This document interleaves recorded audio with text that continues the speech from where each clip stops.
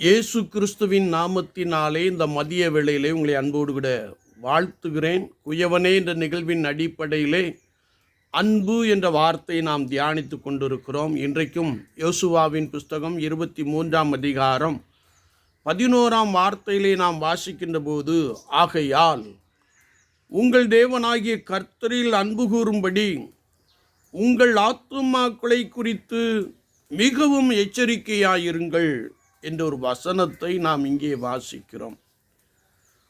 தேவனாகிய கர்த்தரில் அன்பு கூறும்படியாய் நாம் மிகுந்த எச்சரிக்கை உடையவர்களாக காணப்பட வேண்டும் என்பதை குறித்து யோசுவா என்ற கர்த்தருடைய பரிசுத்தவான் இஸ்ரவேல் ஜனங்களோடு கூட பேசுகிற ஒரு வார்த்தையை நாம் இங்கே தெளிவாய் அறிந்து கொள்ள முடிகிறது.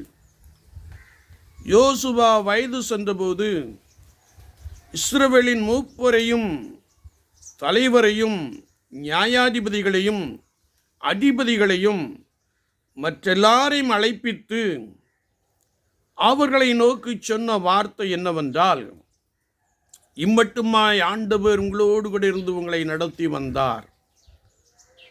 அவர் உங்களை நடத்தி வந்த பாதை வெறுமையான ஒரு பாதை, மனாந்தரமான ஒரு அனுபவம். ஆனால் அதிலே ஆண்டவர் உங்களுடைய எல்லா தேவைகளையும் சந்தித்தார். அவர் உங்களோடு கூட இருந்து உங்களை நன்றாய் நடத்தி வந்தார் என்பதை நீங்கள் நன்றாய் அறிந்திருக்கிறீர்கள். ஆகையால் மோசேயின் நியாயப்பிரமாண புஸ்தகத்தில் எழுதியிருக்கிறதை விட்டு வலதுபுறமாகிலும் இடதுபுறமாகிலும் விலகி போகாமல் அதையெல்லாம் கைக்கொள்ளவும் செய்யவும் நிர்ணயம் பண்ணிக்கொள்ளுங்கள். இந்நாள் மட்டும் நீங்கள் செய்தது போல உங்கள் தேவனாகிய கர்த்தரை பற்றி கொண்டிருங்கள் என்று சொல்லுகிற ஒரு வசனத்தை நாம் இங்கே வாசிக்க முடியும். ஆண்டவரை உறுதியாய் பற்றியிருங்கள், ஆண்டவரை விட்டு விலகாதிருங்கள் என்று சொல்லுகிற ஒரு தெளிவான ஒரு வார்த்தையை நாம் இங்கே வாசிக்க முடியும். ஒருவேளை நீங்கள் ஆண்டவரை விட்டு விலகினால் அல்லது ஆண்டவரை விட்டு பின்வாங்கி போனால் என்று சொல்லி பின்பகுதியிலே நாம் அதை குறித்தும் தெளிவாய் வாசிக்கிறோம். எனவே நீங்கள் கர்த்தராகிய தேவனில் அன்பு கூற வேண்டுமே என்றால் அவர் fellowship must be with right person. நம்முடைய ஐக்கியம் என்பது, நம்முடைய உறவு என்பது கர்த்தருடைய மனிதர்களோடு கூட இருக்க வேண்டும் என்பதை குறித்து வார்த்தை நமக்கு தெளிவாய் கற்றுக் கொடுக்கிறது. ஏனென்றால் 2 கொரிந்தியர் 6ஆம் அதிகாரம் 14ஆம் வார்த்தையிலே, அந்நிய நுகத்திலே அவிசுவாசிகளுடனே பிழைக்கப்படாதிருப்பீர்களாக. நீதிக்கும் அநீதிக்கும் சம்பந்தம் ஏது? ஒளிக்கும் இருளுக்கும் சம்பந்தம் ஏது? கிறிஸ்துவுக்கும் பேலியாளுக்கும் இசைவேது? அவிசுவாசியுடனே விசுவாசிகளுக்கு பங்கேது? தேவனுடைய ஆலயத்திற்கும் விக்கிரகங்களுக்கும் சம்பந்தம் ஏது?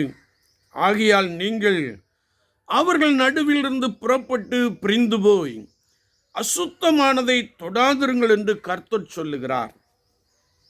ஆண்டவரில் அன்பு கூறுகிற அனுபவத்திலே நம்முடைய ஐக்கியம் சரியானதாக காணப்பட வேண்டும். நம்முடைய ஐக்கியம் கிறிஸ்துவோடும் அவருடைய ஜனங்களோடு கூட இருக்க வேண்டும் என்பதை குறித்து வசனம் நமக்கு ஆழமாய் கற்றுக் கொடுக்கிறது. அதற்காக நாம் ஒருவேளை அவிசுவாசிகளோடு கூட பேச வேண்டாம் என்று சொல்லுவதற்கல்ல. நாம் அவர்களோடு பழகலாம், நன்றாய் பேசலாம். ஆனால் அவர்கள் செய்கிறதை நாம் செய்யாதபடிக்கு எச்சரிக்கையாய் இருக்க வேண்டும் என்பதை நாம் இந்த பகுதியிலே தெளிவாய் வாசிக்கிறோம். சங்கீதம் 1:1 சங்கீதக்காரன் அழகாய் சொல்லுகிறார், Blessed is the man who walks not in the counsel of the wicked, nor stand in the way of the sinners, nor sit in the seats of the scoffers என்று நாம் பார்க்கிறோம். துன்மார்க்கருடைய ஆலோசனையில் நடவாமலும் பாவிகளுடைய வழியில் இல்லாமலும் பரியாசக்காரர் உட்காரும் இடத்தில் உட்காராமலும் என்ற வார்த்தையை நாம் வாசிக்கிறோம். என்னை கேட்டுக்கொண்டு இருக்கிற என் அன்பு தெய்வ ஜனமே, உன் தேவனாகிய கர்த்தரில் அன்பு கூறும்படி உன் ஆத்துமாக்களை குறித்து மிகவும் எச்சரிக்கையாயிரு என்ற வார்த்தை நம்முடைய அன்றாட ஜீவியத்திலே நான் கர்த்தராகிய ஆண்டவரோடு கூட இருக்க பழகி கொள்ளுகிற ஒரு அனுபவத்திலே காணப்படுகிறேனா, அல்லது உலகத்திற்குள்ளே கிடக்கிற ஒரு நபராக காணப்படுகிறோமா? நம்முடைய ஃபெல்லோஷிப் சரியான ஒரு ஃபெல்லோஷிப்பாய் காணப்படுகிறதா, அல்லது உலகத்தாரோடு கூட நம்முடைய ஃபெல்லோஷிப் காணப்படுகிறதா? ஆண்டவர் சொல்லுகிறார், ஒருவேளை நீங்கள் அவரை விட்டு பின்வாங்கி போவீர்கள் என்றால் அழித்து போடுவேன் என்று கடைசி வசனத்தை நாம் வாசிக்க முடியும். எனவே நாம் ஆண்டவரில் ஆழமாய் அன்பு கூர்ந்தால் அவருக்கேற்றவைகளை சிந்திப்போம், அவருக்கேற்ற செயல்பாடுகள் நிறைந்தவர்களாக காணப்படுவோம்.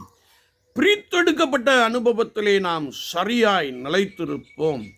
ஒருவேளை நான் எல்லா ஜனங்களோடு கூட நாம் பழகினாலும் நாம் அவருடைய செய்கையை செய்யாதபடிக்கு கர்த்தர் நமக்கு தம்முடைய பரிசுத்த வார்த்தையிலே எதை சொல்லி வைத்திருக்கிறாரோ அதை உறுதியாய் நாம் பின்பற்றுவோம்.